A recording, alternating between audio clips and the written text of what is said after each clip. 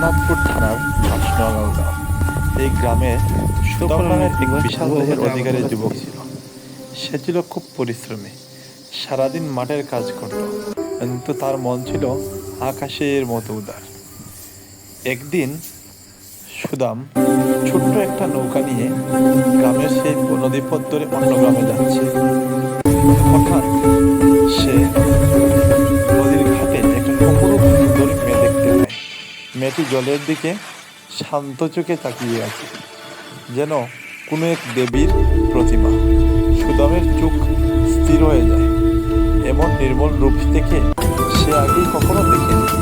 দ্রুত সে নৌকাটি ঘাটে বেরিয়ে মেয়েটির দিকে এগিয়ে গেল, আর সাহস করে সে জানতে চাইল, আপনার নাম কি, আর আপনি কি এখানে কারোর জন্য অপেক্ষা করছেন?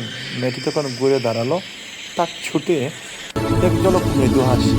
সে বলল, আমার নাম রেখা।